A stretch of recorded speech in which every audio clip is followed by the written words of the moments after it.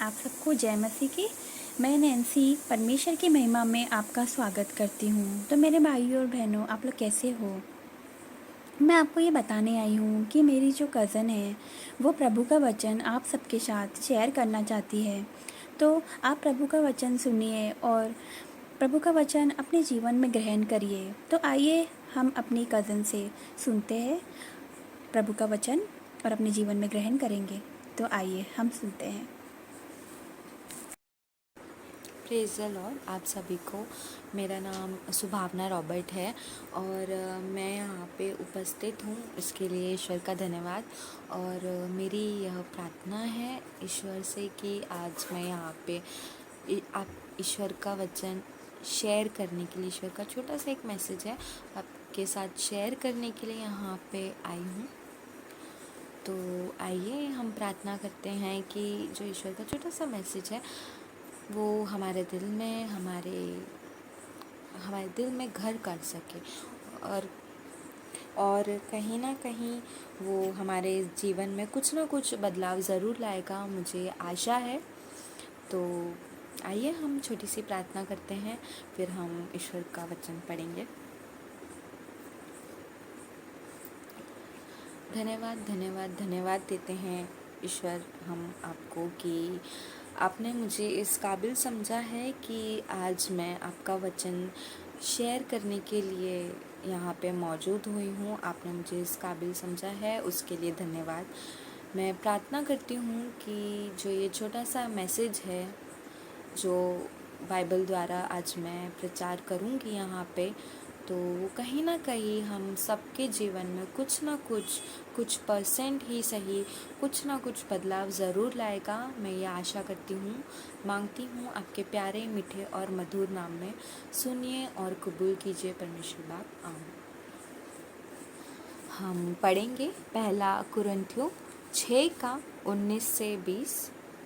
क्या तुम यह नहीं जानते कि तुम्हारी देह पवित्र आत्मा का मंदिर है जो तुम में बसा हुआ है और तुम्हें परमेश्वर की ओर से मिला है और तुम अपने नहीं हो, क्योंकि दाम देकर मोल लिए गए हो, इसलिए अपनी देह के द्वारा परमेश्वर की महिमा करो।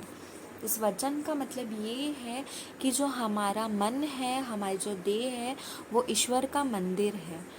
इसका मतलब ये है कि ईश्वर हमारे अंदर मौजूद है, हमारे अंदर, हमारे दिल में ईश्वर का मंदिर है।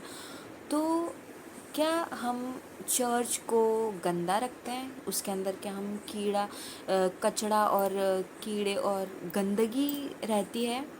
हम हमारा जैसे कि चर्च हम बिल्कुल पवित्र और साफ रखते हैं, वो तो हमारा चर्च है, वहाँ पे ईश्वर मौजूद रहता है। तो वैसे ही हमारा मन हमें इतना साफ और इतना पवित्र रखना चाहिए ताकि उसमें ईश्वर मौजूद हो। ईश्वर वहाँ मौजूद होगा कि जहाँ पे गंदगी हो, जहाँ पे पाप हो, जहाँ पे व्यभिचार हो, जहाँ पे बुराई हो, जहाँ पे ईर्ष्या हो? बिल्कुल नहीं।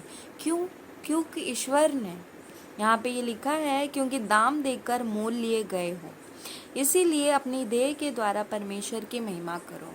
दाम देकर मोल लिए गए हो का मतलब ये है कि ईश्वर ने अपनी जान आपके पापों के लिए अपने आप को उन्होंने सूली पे चढ़ाया है। तो इसीलिए यहाँ पे ये लिखा गया है कि दाम देकर मोल लिए गए हो, और ईश्वर ने अपने आप को सूली पे चढ़ाकर हमें उन्होंने लिया है।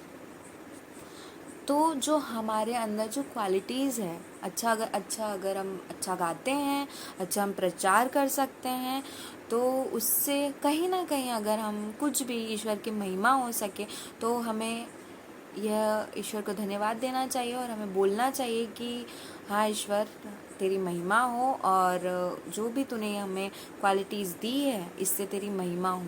और हमें ईश्वर की महिमा करनी चाहिए बगैर कोई पाप करे बिना। हमें हमारा मन मंदिर की तरह साफ करके रखना चाहिए। हम जो आज बॉलीवुड के गाने सुनते हैं, तो क्या आप चर्च में जाते हो तो क्या वहाँ पे बॉलीवुड के गाने चलते हैं? नहीं, क्योंकि वहाँ पे ईश्वर की उपस्थिति रहती है। तो जहाँ पे ईश्वर की उपस्थिति रहती है तो वैसे ही हमारे मन में भी ईश्वर मौजूद है। तो आप वहाँ पे जैसे ईर्ष्या रहेगी, गंदगी रहेगी, गंदे गाने रहेंगे, तो हम ये आशा कर सकते हैं कि ईश्वर वहाँ पे मौजूद रहेगा? बिल्कुल नहीं। तो जैसे ईश्वर पवित्र है, हमें भी पवित्रता के रास्ते पे चलना चाहिए और हमें ईश्वर का मंदिर पवित्र रखना चाहिए। वहाँ पे कूड़ा कचरा नहीं, बल्कि ईश्वर का वचन, ईश्वर की बातें, और जैसे पवित्र आत्मा है, हमें वैसे अपने आप को पवित्र रखना चाहिए। हमें हमारा मन बिल्कुल पवित्र रखना चाहिए, बच्चों की तरह जो बुरा नहीं मानते, जो मन में नहीं रखते हैं कोई भी चीज़ें किसी के बारे में। अगर किसी ने बोल दिया तो हम हमेशा ही सोचते हैं कि यार उसने ये बोल दिया, उसने ये कर दिया, ठीक है उसने बोल दिया। जैसे छोटा बच्चा होता है वो कभी याद नहीं रखता कि हमें इसने क्या बोला है, हमें इसने क्या कहा है। तो हमें वैसे ही हमारा मन बिल्कुल कोमल रखना चाहिए, बच्चों के समान। हमें मन में नहीं रखना चाहिए, हमें गंदा सोचना नहीं चाहिए और गंदा बोलना नहीं चाहिए, क्योंकि ईश्वर का वचन हमें यह नहीं सिखाता। और हमारा जैसा ईश्वर पवित्र है, हमें वैसे ही अपने आप को पवित्र रखना है। हमारा मन अगर पवित्र रहेगा तो ईश्वर वहाँ रहेगा, और हमारा मन पवित्र नहीं रहेगा तो ईश्वर वहाँ पे मौजूद नहीं हो सकता है। अगर हम चाहते हैं कि हमारे मन में ईश्वर मौजूद हो, हमारा मन मंदिर है और हम चाहते हैं कि वो वहाँ पे मौजूद हो, तो हमें अपने आप को पवित्र बनाना पड़ेगा, हमें हमारे मन को पवित्र बनाना पड़ेगा। और जब ईश्वर हमारे अंदर वास करेगा और हमारे जीवन में कुछ ना कुछ बदलाव ज़रूर लेकर आएगा। And praise the Lord. और आइए हम ये प्रार्थना करते हैं कि जो आज हमने वचन पढ़ा है वो कहीं ना कहीं हमारे जीवन में कुछ ना कुछ बदलाव ज़रूर लाएगा। आई होप कि हमारी ज़िंदगी में कुछ ना कुछ बदलाव ज़रूर आएंगे और कोई ना कोई चमत्कार ज़रूर होंगे। तो आइए हम प्रार्थना करते हैं। धन्यवाद धन्यवाद धन्यवाद देते हैं परमेश्वर बाबा आज हम आपको, और मैं आपको धन्यवाद देती हूँ। मैं इस लायक तो नहीं हूँ कि मैं बहुत ज़्यादा पवित्र नहीं हूँ, हमने भी बहुत सारे पाप किए हैं, लेकिन हमें पता है कि आप पाप धोने वाले परमेश्वर हैं।